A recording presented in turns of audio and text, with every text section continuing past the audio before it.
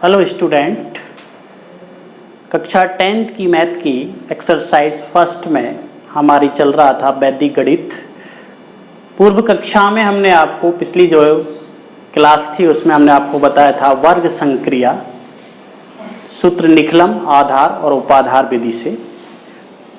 आगे उसी श्रृंखला को आगे बढ़ाते हुए आज हम पढ़ेंगे घनफल, और घनफल के लिए हम काम में लेंगे सूत्र निखलम, आधार और उपाधार विधि से। बहुत आसान विधि है। सर्वप्रथम लेते हैं आधार विधि। सबसे पहले आपको जानकारी होनी चाहिए घनफल हमने पिछली कक्षाओं में 3 संख्याओं के गुणा सूत्र निखलम विधि से किए थे। तब वहाँ संख्याएं भिन्न भिन्न डिफरेंट अलग अलग थी, जैसे 11 × 12 × 13। अब यहाँ हम संख्याएं परस्पर समान, तीनों संख्याएं परस्पर समान हो तब हम उन विधियों से गुणा घनफल को कहेंगे 12 × 12 × 12। तो क्या कहलाएगा वो? घनफल। इसका गुणा करने के लिए हमारे पास विधि है सूत्र निखलम, आधार, उपाधार विधि। हमारे कोर्स में अभी लेटेस्ट जो न्यू है कोर्स है अपना बोर्ड का, उसमें यही विधि है।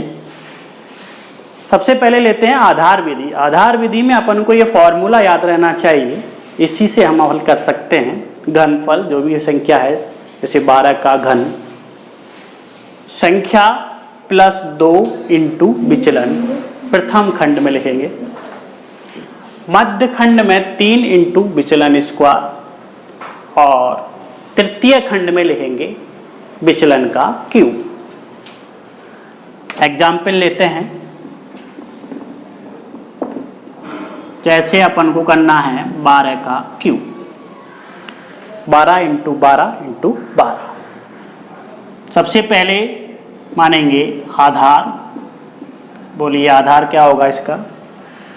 10। विचलन होगा प्लस 2 लिखेंगे क्योंकि प्लस का है पॉजिटिव, कभी नेगेटिव भी हो सकता है, तो चिन्ह का ध्यान रखना है अपन को। आधार 10, विचलन 2। सूत्र काम में लेंगे घनफल। किस संख्या घन ले रहे हैं? 12 का घन। तो 12 का घन क्यूब, संख्या 12 प्लस 2 × विचलन प्लस 2 लिख दें। अभी तो वैसे ही लिख दें, प्लस का ही है तो कोई दिक्कत नहीं। दूसरे वाले खंड में 3 × विचलन का स्क्वायर, और तीसरे वाले खंड में विचलन का क्यूब। सॉल्व कर देते हैं। 2 × 2 = 4, 4 + 12 = 16, 2 का वर्ग 4, 4 को 3 से गुणा किया, 4 × 3 = 12, 2 का क्यूब 8, 2 × 2 × 2, 3 बार इंटू करेंगे तो 8। एक एक अंक लेना है क्योंकि आधार 10 है हमारा, 10 में एक शून्य है तो एक एक अंक लेना है। 8 इधर से इकाई अंक से 8, फिर इसका एक अंक 2, ये अंक अगले वाले भाग में जुड़ जाएगा। 16 + 1 = 17, तो अपना आया 1728। अपन हम करके देख सकते हैं 12 × 12 × 12 कितना होगा? 1728। एक और एग्जाम्पल चेक करते हैं, जैसे हमको करना है 98 का क्यूब। बोलिए आधार क्या मानेंगे इसमें? आधार अब 100 के पास है अपन, तो 100। विचलन अपन मानेंगे इसमें -02। क्यों? 2 अंक की संख्या, आधार में 100, 2 तो 2 ही अंक अपन को लेने हैं यहाँ। तो 100 में से 98 जाएंगे नहीं, अपन को ऐसे नहीं घटाना है। संख्या में से आधार को घटाना है, तो 98 में से 100 घटाएंगे तो माइनस में आएगा। यहाँ अपन ने संख्या में से आधार को घटाया, 12 में से 10 तो +2 हो गया। यहाँ 98 में से 100 घटाएंगे तो -02। अंकों को 2 ही अंकों में लेना है। सूत्र चालू। घनफल किसका निकाल रहे हैं? 98। हल हो रहा है?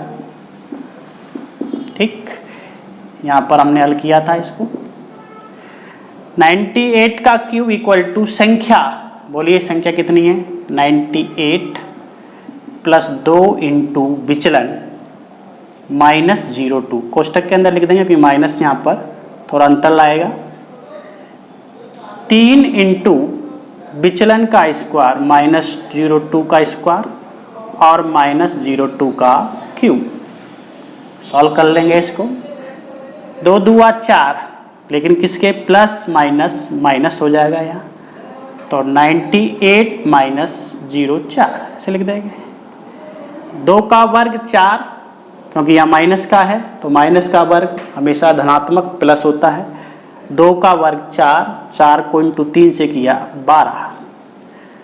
2 का क्यूब 2 इंटू 2 इंटू 2 8, लेकिन किसका आएगा माइनस का।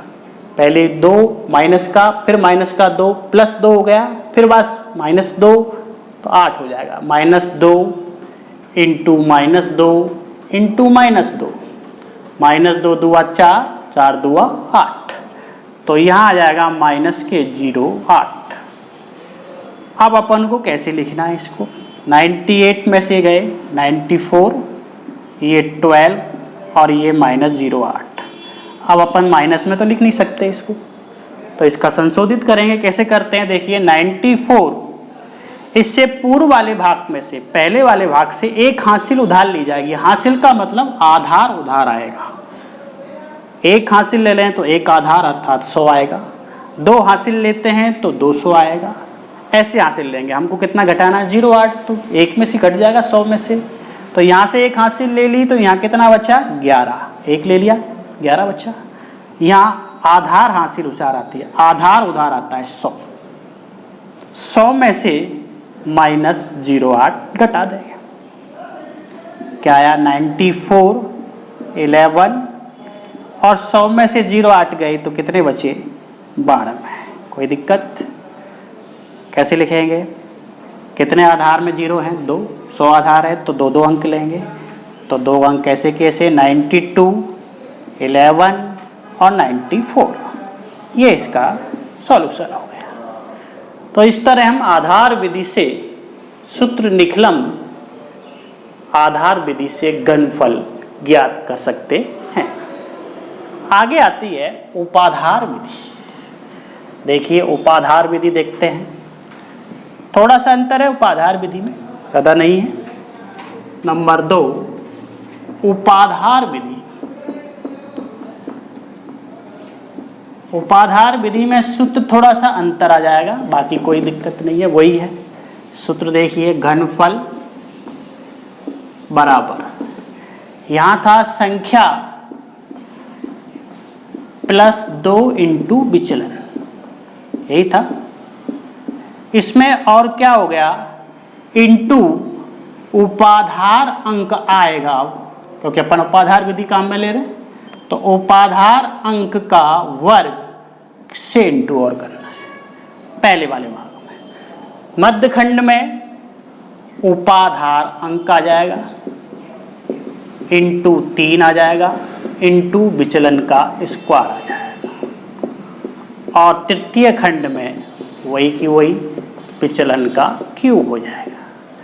सिर्फ यहाँ उपाधार अंक का इंटू करना है वर्ग का, और यहाँ उपाधार का करना है। एग्जाम्पल जैसे और 35 का क्यूब करना है आपको।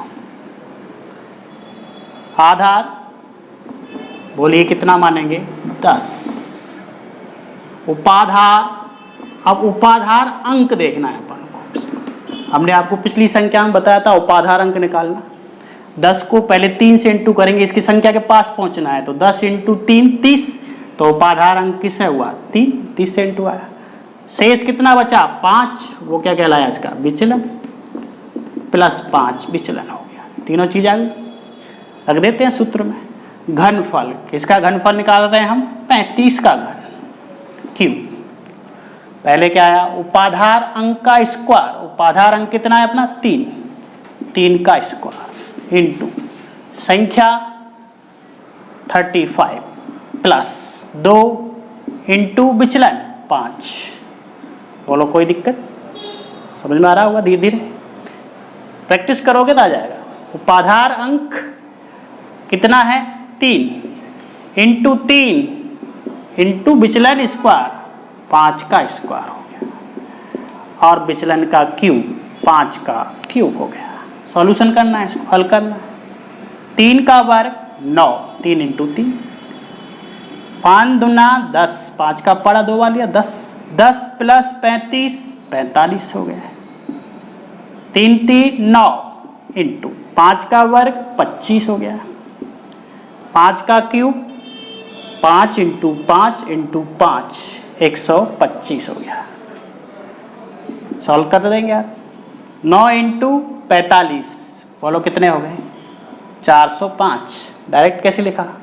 सॉल्यूशन करेंगे।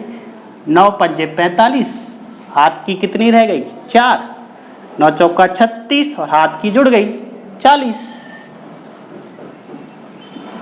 ऐसे 9 का 25 से गुणा, 9 का पड़ा 5 वाला लिया 45, हाथ की कितनी रह गई? 4, 9 × 2 = 18 और 4 22 और 125।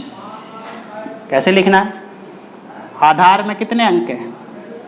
एक ही है, 0। आधार 10 है तो एक एक अंक लेना है।